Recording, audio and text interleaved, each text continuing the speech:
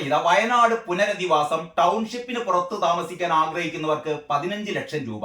ഞാൻ കഴിഞ്ഞ 2-3 ദിവസമായി വിചാരിക്കുന്നു ഈ ഒരു സംഭവം, ഇതിനെക്കുറിച്ച് കഴിഞ്ഞ എനിക്ക് തോന്നുന്നു മാധ്യമം പത്രം അത്യാവശ്യം നല്ല രീതിയിലൊക്കെ ഈ വയനാട് പുനരധിവാസത്തെ കുറിച്ച് വാർത്ത കൊടുക്കുന്നുണ്ട് കേട്ടോ.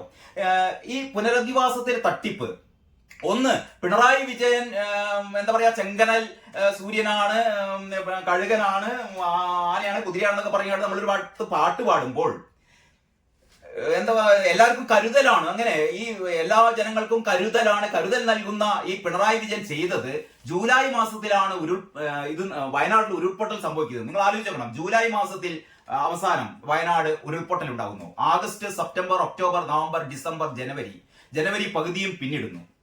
അപ്പോ ഈ ഇത്രയും മാസം, ഒരു 6 മാസം കഴിയുമ്പോൾ എന്താണ് അവിടുത്തെ ഈ ഉരുൾപൊട്ടലിൽ ഏതാണ്ട് ഒരു 1000-ഓളം കുടുംബങ്ങളാണ് പൂർണ്ണമായും അവരുടെ വീടുകൾ നശിച്ചു പോയത്, അവരുടെ ഉപജീവനം വഴിമുട്ടിയത്. അങ്ങനെയുള്ള ആളുകളുടെ ഒരു അവസ്ഥ ഇന്ന് എന്താണ്?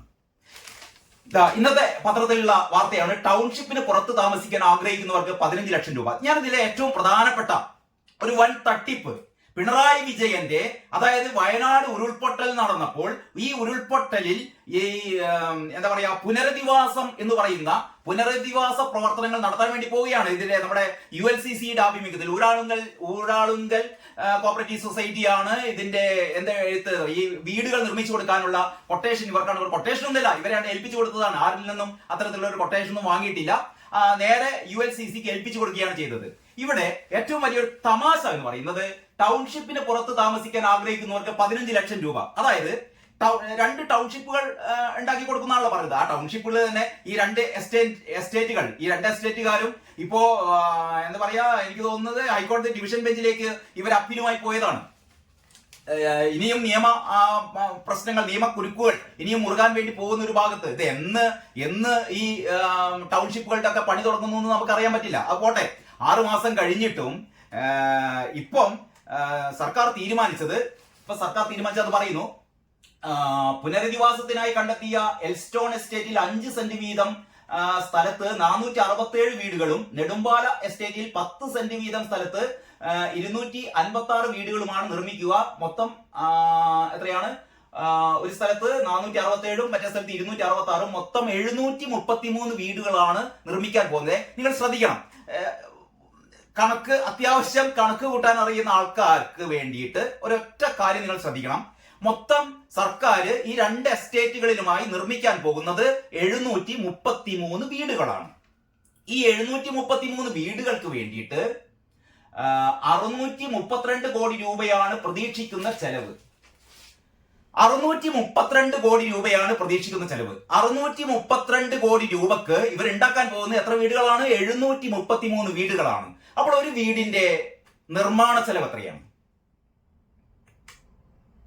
ഒരു വീടിന്റെ നിർമ്മാണ ചെലവ് എത്രയാണ്? 733 വീടുകൾ.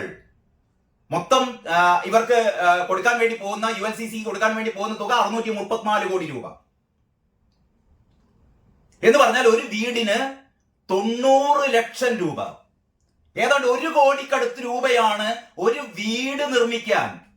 ശരിക്കും യഥാർത്ഥത്തിൽ ഈ ഉരുൾപൊട്ടൽ നടന്നു കഴിഞ്ഞപ്പോൾ, വയനാട് ഉരുൾപൊട്ടൽ നടന്നു കഴിഞ്ഞപ്പോൾ വിവിധ സംഘടനകൾ 100 വീട് എന്ന് പറയുന്നത്, കർണാടക സർക്കാർ ഉൾപ്പെടെ, KPCC ഉൾപ്പെടെ, അല്ലെങ്കിൽ ക്രൈസ്തവ സംഘടനകൾ ഉൾപ്പെടെ, ഇവിടുത്തെ മുസ്ലിം ലീഗ് ഉൾപ്പെടെ വിവിധ രാഷ്ട്രീയ, സാമൂഹിക, സാംസ്കാരിക സംഘടനകൾ 100 കണക്കിന് വീടുകളാണ് നിർമ്മിച്ചു കൊടുക്കാൻ വേണ്ടി പറഞ്ഞത്. അവസാനം മുഖ്യമന്ത്രി മാസങ്ങൾക്ക് ശേഷം മുഖ്യമന്ത്രി ഇവരുടെയൊക്കെ യോഗം വിളിച്ചുകൂട്ടി.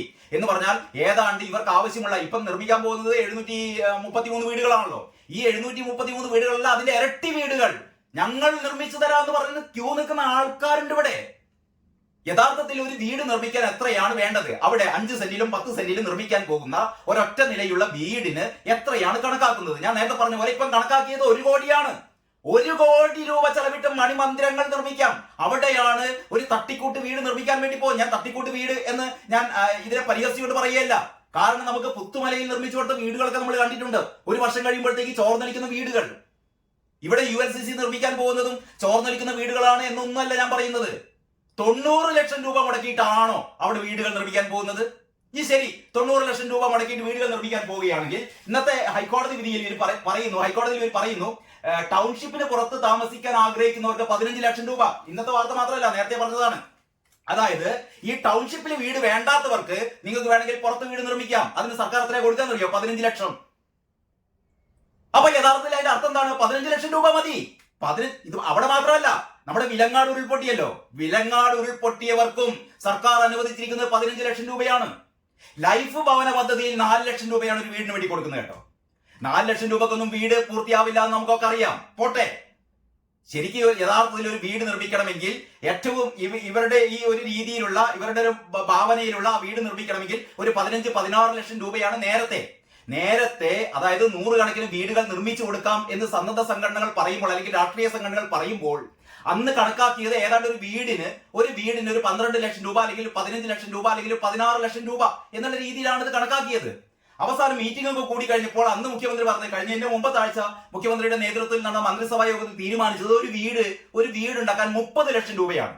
അപ്പൊ ഇവരോടൊക്കെ പറഞ്ഞത്, ഈ കമ്മിറ്റി ചെയ്ത ആൾക്കാരോടൊക്കെ പറഞ്ഞത്, നിങ്ങൾ വീട് ഉണ്ടാക്കി കൊടുക്കുന്നു വേണ്ട, ഓരോ ആൾക്കാരും 30 ലക്ഷം കൂടി ഞങ്ങൾക്ക് തരിക, ഒരു വീടിന് 30 ലക്ഷം എന്നുള്ള കണക്കാക്കിയിട്ട് പൈസ ഇങ്ങോട്ട് തന്നാൽ ഞങ്ങൾ ഉണ്ടാക്കിക്കോളാം. അപ്പോഴാണ് മുസ്ലിം ലീഗ് ഉൾപ്പെടെയുള്ള പല കക്ഷികളും സ്വന്തം നിലയ്ക്ക് വീടുണ്ടാക്കാൻ വേണ്ടി പോവുകയാണെന്നൊക്കെയാണ് കേൾക്കുന്നത്. കാരണം ഇവിടെയൊക്കെയാണ് നമ്മൾ മനസ്സിലാക്കേണ്ടത്, ഒരു ഉരുൾപൊട്ടൽ നടക്കുമ്പോൾ 100 കണക്കിന് ആളുകൾ മരിക്കുമ്പോൾ ഏറ്റവും വലിയ കേരളത്തിന്റെ ഒരു കണ്ണീർ പ്രവാഹം തന്നെ, ഒരു കേരളത്തിന്റെ മനസ്സ് ഇത്രമാത്രം വേദനിച്ചൊരു ദുരന്തം ഉണ്ടായിട്ടില്ല. ആ സമയത്ത്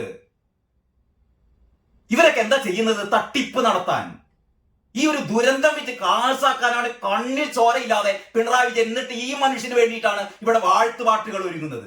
നിങ്ങളൊന്ന് ആലോചിച്ച് നോക്കണം. ഞാൻ പറയുന്നത് വെറുതെ ആണെങ്കിൽ നിങ്ങൾ പറ.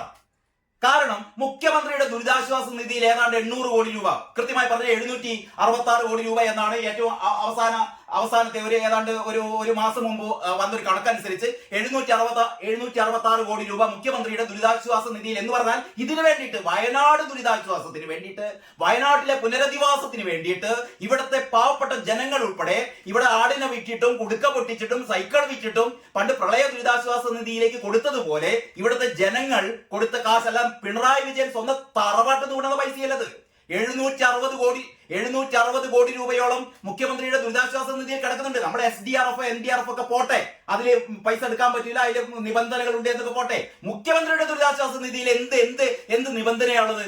ഒരു നിബന്ധനയുള്ള അവിടെ 766 കോടി രൂപ കിടക്കുന്നു. അതവിടെ കിടന്നിട്ടാണ് നിങ്ങൾ ഇത്രയും മാസങ്ങളായിട്ട് ഈ പാവപ്പെട്ട മനുഷ്യരെ തെരുവാധാരമാക്കി കിടക്കുകയല്ലെന്ന് ഹൈക്കോടതി ചോദിച്ചു. പൈസ കിടക്കുന്നുണ്ടല്ലോ, ഫണ്ട് കിടക്കുന്നുണ്ടല്ലോ, മുഖ്യമന്ത്രിയുടെ ദുരിതാശ്വാസ നിധിയിൽ ഫണ്ട് കിടക്കുന്നു. എന്നിട്ട് ഇവർക്ക് വാടക കൊടുക്കാൻ പോലും പ്രതിമാസം 6000 രൂപയാണ് ഇപ്പൊ താൽക്കാലിക വാടക. അതെല്ലാവർക്കും കൃത്യമായി കൊടുക്കുന്നില്ല. ഇതൊക്കെ എന്തിനത് കട്ടുമുടിക്കാൻ വേണ്ടി വെച്ചാണോ? ഈ വീടുണ്ടാക്കാൻ ഇപ്പം 766 വീടുകൾ ഉണ്ടാക്കാൻ വേണ്ടിയിട്ട് ഈ നമ്മുടെ ഊരാളുങ്കൽ സൊസൈറ്റിക്ക് വേണ്ടിയിട്ട് കൊടുക്കാൻ വേണ്ടി നിശ്ചയിച്ച തുക 632 കോടി രൂപയാണ്. 600 ശരി. ഇവർ തട്ടിപ്പ് നടത്താൻ വേണ്ടിയിട്ട് ഒരു വീടിന് 1 കോടി എന്നുള്ള രീതിയിൽ ആക്കുകയാണ്. 632 കോടി രൂപ ഇപ്പം മുഖ്യമന്ത്രിയുടെ ദുരിതാശ്വാസ നിധിയിലുണ്ട്. ഇനി അതൊന്നും വേണ്ട, ഒരു നയാ പൈസ ഒന്നും എടുക്കണ്ട. ഇവിടെ 100 കണക്കിന് വീടുകൾ ഉണ്ടാക്കി കൊടുക്കാന്ന് പറഞ്ഞ ആൾക്കാർ ഉണ്ടാക്കി കൊടുക്കും. ഒന്ന് ആലോചിച്ച് നോക്കണം.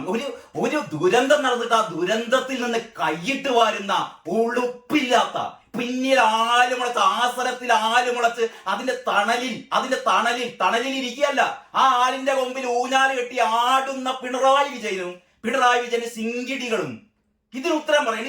ഞാൻ ഇപ്പം പറഞ്ഞതിന് ഇത് നേരത്തെ തന്നെ ഈ ദുരന്തമുണ്ടായി കഴിഞ്ഞ് ഒരു ഏറ്റവും അടുത്തൊരു ദിവസം തന്നെ ഈ ദുരന്തത്തിൽ വീടുകൾ നഷ്ടപ്പെട്ടവർക്ക് 1 കോടി രൂപ കൊടുക്കാനുള്ള പൈസ ഇവിടെ ഉണ്ടായിരുന്നു. അതിന് പകരമാണ് 6-7 മാസം കഴിഞ്ഞിട്ട് 15 നിങ്ങൾ പുറത്ത് വീടുണ്ടാക്കുകയാണെങ്കിൽ 15 ലക്ഷം രൂപ, ഇവിടെ വീടുണ്ടാക്കുകയാണെങ്കിൽ ULCC വീടുണ്ടാക്കി തരും 90 ലക്ഷം രൂപയുടെ വീട്, ഒരു 5 ലക്ഷം 6 ലക്ഷം രൂപയുടെ വീട് തട്ടിക്കൂട്ടി ബാക്കി 80 ലക്ഷം രൂപ പുട്ടടിക്കാനുള്ള അതേ ആ മനസ്ഥിതി തന്നെയാണ്, അല്ലെങ്കിൽ ആ ഒരു ലക്ഷ്യം തന്നെയാണ്, ആ ഒരു ഉളുപ്പില്ലായ്മ തന്നെയാണ് നിൽക്കുന്നത്. കാരണം ഇതൊന്നും ചോദിക്കാൻ പറയാൻ ആരുമില്ല. ചോദിച്ചു കഴിഞ്ഞാൽ നമ്മൾ എന്തോ ദുരിതാശ്വാസ നിധിക്കെതിരെ പറയുകയാണ്. ഈ ദുരിതാശ്വാസ നിധിയുടെ വഴിവിട്ട നീക്കങ്ങളെ കുറിച്ചൊക്കെ നേരത്തെ പല പ്രാവശ്യം പറഞ്ഞതാണ് അല്ലെ. ഈ മുഖ്യമന്ത്രിയുടെ ദുരിതാശ്വാസ നിധി എന്ന് പറഞ്ഞത് ദുരിതം അനുഭവിക്കുന്ന ഇത്തരത്തിലുള്ള പ്രകൃതിക്ഷോഭങ്ങൾ മൂലം ദുരിതം അനുഭവിക്കുന്ന ആൾക്കാർക്ക് വേണ്ടിയിട്ടുള്ള ദുരിതാശ്വാസ നിധിയിൽ എന്തൊക്കെയാണ് കഴിഞ്ഞ കാലഘട്ടത്തിൽ നടത്തുന്നത് നമുക്കറിയാലോ. പാർട്ടി സെക്രട്ടറി ആയിരുന്ന കോടിയേരി ബാലകൃഷ്ണൻ സർക്കാരിന്റെ പ്രതിനിധിയൊന്നുമല്ല, പാർട്ടി സെക്രട്ടറി ആയിരുന്ന കോടിയേരി ബാലകൃഷ്ണന്റെ ഒരു എസ്കോർട്ടിംഗ് ഡ്രൈവർ മരിച്ചു കഴിഞ്ഞപ്പോൾ അദ്ദേഹത്തിന് കുടുംബത്തിന് കൊടുത്തു 20 ലക്ഷം രൂപ. അതേപോലെ ഒരു നേതാവ് നമ്മുടെ ഉഴവൂർ വിജയന്റെ കുടുംബത്തിന് കൊടുത്തു. അത് കഴിഞ്ഞിട്ട് മറ്റൊരു നേതാവിന്റെ വണ്ടി എന്താ പറയാ വണ്ടി വാങ്ങിയതിന്റെ കുടിശ്ശിക തീർക്കാനും സ്വർണ്ണപ്പണയം തിരിച്ചെടുക്കാനും അതിനൊക്കെ വേണ്ടിയിട്ട് രാമചന്ദ്രൻ നായർ എന്ന് പറയുന്ന CPM-ന്റെ MLA മരിച്ചു കഴിഞ്ഞപ്പോൾ അദ്ദേഹത്തിന്റെ കുടുംബം സ്വർണ്ണപ്പണയം എടുത്തു കൊടുക്കാൻ, അവരുടെ വണ്ടി വാടക അല്ലെങ്കിൽ വണ്ടിയുടെ ഇൻസ്റ്റാൾമെന്റ് അടയ്ക്കാൻ വേണ്ടിയിട്ട് അതിനും വേണ്ടി എടുത്തു കൊടുത്തു 15 ലക്ഷം 20 ലക്ഷം രൂപ. അങ്ങനെ ഈ ദുരിതാശ്വാസ നിധിയിൽ നിന്ന് വഴിവിട്ട് ചെലവ് നടത്തിയപ്പോഴാണ് ഈ നമ്മുടെ ഇതിനെതിരെ ലോകായുക്ത കേസുകൾ വന്നതും അവസാനം ലോകായുക്തയുടെ ചിറകരിഞ്ഞതും ലോകായുക്തയെ ഒന്നുമല്ലാതാക്കിയതൊക്കെ നമ്മുടെ മുന്നിൽ അനുഭവം ഉണ്ടല്ലോ. ഞാൻ അതിലേക്കൊന്നും കടക്കുന്നില്ല. ഞാനിപ്പോ പറഞ്ഞുകൊണ്ട് വരുന്നത് ഇത്ര മാത്രമേ ഉള്ളൂ. വയനാട് ഉരുൾപൊട്ടലിൽ ആ ദുരിതം അനുഭവിക്കുന്ന 1000 പേർക്ക് കേന്ദ്രത്തിന്റെ ഒരു സഹായവും വേണ്ട. ഇവിടെ കാശ് കിടക്കുന്നേ മുഖ്യമന്ത്രിയുടെ ദുരിതാശ്വാസ നിധിയിലുള്ള 766 കോടിയും ഈ പറയുന്ന ആൾക്കാർ മുഴുവൻ വീടുണ്ടാക്കി കൊടുക്കാന്ന് പറഞ്ഞാൽ 100 കണക്കിന് 1000-ത്തിലേറെ വീടുകൾ. കാരണം 100 വീടുകൾ വീതം നിർമ്മിച്ചു നൽകാമെന്നും പറഞ്ഞ ഏതാണ്ട് 30 പേരുണ്ടത്രേ. അതിന് 25 വീടുകൾ 50 വീടുകൾ എന്നൊക്കെ പറഞ്ഞ് ഓഫർ ചെയ്ത വേറെയും കുറെ ആൾക്കാർ. അപ്പൊ ഇവരുടെയൊക്കെ വളരെ കൃത്യമായി ഇവരുടെയൊക്കെ വിശ്വാസം ആർജിച്ചുകൊണ്ട് സർക്കാരിന് ഒരു പൈസ പോലും ചെലവില്ലാതെ ഈ 766 കോടി രൂപ അവിടെ തന്നെ കിടക്കും ഇവർ വീടുണ്ടാക്കി കൊടുത്താൽ. അതിനു പകരം 30 ലക്ഷം രൂപ നിങ്ങൾ തരണം, എന്നിട്ട് ഞങ്ങൾ 1 കോടിയുടെ വീടുണ്ടാക്കി കൊടുക്കും. യഥാർത്ഥത്തിൽ അതിന് 5-6 ലക്ഷമേ ഉണ്ടാവുള്ളൂ, ബാക്കിയൊക്കെ ഞങ്ങൾ പുട്ടടിക്കും എന്ന് പറയാതെ പറയുകയല്ലേ ഈ വാർത്തയിലൂടെ. എന്നിട്ടാണ് മുഖ്യമന്ത്രി ദുരിതം അനുഭവിക്കുന്ന ആൾക്കാരുടെ കാവലാളാണ്, രക്ഷകനാണ് എന്നൊക്കെ പറഞ്ഞിട്ട് ഒരു ഭാഗത്ത് പാട്ട് പാടുന്നത്. ഞാൻ ഇന്നലെ രാത്രി പെട്ടെന്ന് ആലോചിച്ചു പോയത് ഒരു പാവ സ്ത്രീയുടെ ഒരവസ്ഥയാണ് കേട്ടോ. അതായത് മുമ്പ് നിങ്ങൾ ഓർമ്മ ഉണ്ടാവുന്നറിയാം, കഴിഞ്ഞ ഏതാനും മാസങ്ങൾക്ക് മുമ്പാണ് മുഖ്യമന്ത്രി പങ്കെടുത്ത ഒരു വേദിയിൽ മുഖ്യമന്ത്രി സംസാരിച്ചു കഴിഞ്ഞപ്പോൾ അവർ അവതാരകയായ ഒരു സ്ത്രീ പറഞ്ഞു, വളരെ മനോഹരമായ പ്രസംഗം നടത്തിയ മുഖ്യമന്ത്രിക്ക് അനുമോദനങ്ങൾ. സാധാരണ രീതിയിൽ അവതാരകന്മാർ അങ്ങനെ പറയല്ലോ, ഒരു പ്രസംഗം കാഴ്ചവെച്ച് കഴിഞ്ഞാൽ അടുത്ത പ്രാസംഗികനെ വിളിക്കുന്നതിന് മുമ്പ് പ്രസംഗം നടത്തിയ ഈ മാന്യ വ്യക്തിക്ക് അഭിനന്ദനങ്ങൾ, അടുത്ത പ്രസംഗിക്കാൻ വേണ്ടി അടുത്ത ആളെ ക്ഷണിക്കുന്നു. ഇതേപോലെ മുഖ്യമന്ത്രി പ്രസംഗം നടത്തിയപ്പോൾ മുഖ്യമന്ത്രിക്ക് നല്ല വാക്കുകൾ പറഞ്ഞ മുഖ്യമന്ത്രിക്ക് അഭിനന്ദനങ്ങൾ എന്ന് പറഞ്ഞപ്പോൾ മുഖ്യമന്ത്രി പറഞ്ഞത്, ഈ അവതാരികയുടെ മുഖത്തുകയെ പറഞ്ഞത് അമ്മാതിരി കമന്റ് ഒന്നും വേണ്ടട്ടോ എന്നാ പറഞ്ഞത്. അമ്മാതിരി കമന്റ് ഒന്നും വേണ്ടട്ടോ. അതായത് തന്റെ ഒരു പ്രസംഗം നല്ലതാണ് എന്ന് പറഞ്ഞപ്പോൾ അമ്മാതിരി കമന്റ് വേണ്ട എന്ന് പറഞ്ഞ മുഖ്യമന്ത്രി ഉളുപ്പില്ലാതെ ഇന്നലെ സെക്രട്ടേറിയറ്റ് ജീവനക്കാരുടെ പരിപാടിയിൽ പങ്കെടുത്തുകൊണ്ട് അവരെഴുതിയ ഒരു വാഴ്ത്തുപാട്ട്, ആ വാഴ്ത്തുപാട്ട് ആസ്വദിച്ചിങ്ങനെ ഇരുന്നു. ആ വാഴ്ത്തുപാട്ടിനെ കുറിച്ച് വേറെ കുറെ പറയാനുണ്ട്, അതുകൊണ്ട് ഞാൻ അതിലേക്ക് കൂടുതൽ കടക്കുന്നില്ല. ഞാൻ ഈ ഒരു വീഡിയോ നിങ്ങളുടെ മുമ്പിൽ അവതരിപ്പിക്കുന്നത് ഏറ്റവും പ്രധാനമായിട്ട് ഈ വയനാട്ടിലെ ദുരിതം അനുഭവിക്കുന്ന ആൾക്കാർക്ക് നേരെ എങ്ങനെയാണ് പിണറായി വിജയൻ സർക്കാർ എന്റെ സമീപനം എന്നുള്ളത് മാത്രം ഒന്ന് സൂചിപ്പിക്കാൻ വേണ്ടിയിട്ടാണ്. ഇത് ഞാൻ എന്റേതായ ഒരു വേർഷൻ ഉണ്ടാക്കുകയല്ല. ഇന്നലെയും ഇന്നും കഴിഞ്ഞ കുറെ ദിവസങ്ങളായിട്ട് പത്രങ്ങൾ കൊടുത്തുകൊണ്ടിരിക്കുന്ന കാര്യമാണിത്. ഇന്ന് ഏറ്റവും പുതിയ വാർത്ത മനോരമ കൊടുത്തത് ഇങ്ങനെയാണ്: വയനാട് പുനരധിവാസം, ടൗൺഷിപ്പിന് പുറത്ത് താമസിക്കാൻ ആഗ്രഹിക്കുന്നവർക്ക് 15 ലക്ഷം രൂപ, ഓരോരുത്തരുടെയും താല്പര്യങ്ങൾ നോക്കാനുള്ള ആഡംബരം സർക്കാരിൽ നിന്ന് ഹൈക്കോടതി. ഇത് സർക്കാരിന്റെ കാര്യങ്ങൾ ഹൈക്കോടതി അതേപോലെ അവതരിപ്പിക്കുകയാണ്. ഹൈക്കോടതിയും പറയുന്നു. കാരണം ഇപ്പൊ പലപ്പോഴും അങ്ങനെയാണല്ലോ, സർക്കാരിന്റെ തീരുമാനങ്ങളൊക്കെ ഹൈക്കോടതി ഏതാണ്ട് കുറെയൊക്കെ അംഗീകരിച്ചുകൊണ്ട് ഹൈക്കോടതി പറയാണ് 15 ലക്ഷം രൂപ സർക്കാർ പറയുകയാണെങ്കിൽ അതിന് കൂടുതലൊന്നും പറയാനില്ല, അത്യാവശ്യം ദുരന്തം അനുഭവിച്ചവർക്ക് ആഡംബരം ഒന്നും വേണ്ട എന്നൊക്കെയാണ് ഹൈക്കോടതി പറയുന്നത് കേട്ടോ. അങ്ങനെ ഒരു സംഭവം കൂടിയുണ്ട്. എന്നാൽ ഓരോരുത്തരുടെയും താല്പര്യങ്ങൾ നോക്കാനുള്ള ആഡംബരം സർക്കാരിന് ഇല്ലെന്ന് കോടതി പറഞ്ഞു. ഹൈക്കോടതി പറയാണ്, നിങ്ങളുടെ ആഡംബരം ഒന്നും വേണ്ട, 15 ലക്ഷം രൂപയെ തരാൻ പറ്റുള്ളൂ. പുറത്തുപോയി വീടുണ്ടാക്കുകയാണെങ്കിൽ, ഇവിടെ തന്നെ കിടക്കുകയാണെങ്കിൽ ഞങ്ങളൊരു വീടുണ്ടാക്കി തരും. ആ വീട്ടില് ചോർച്ച ഉണ്ടെങ്കിലും ഇല്ലെങ്കിലൊക്കെ അവിടെ താമസിച്ചാൽ മതി.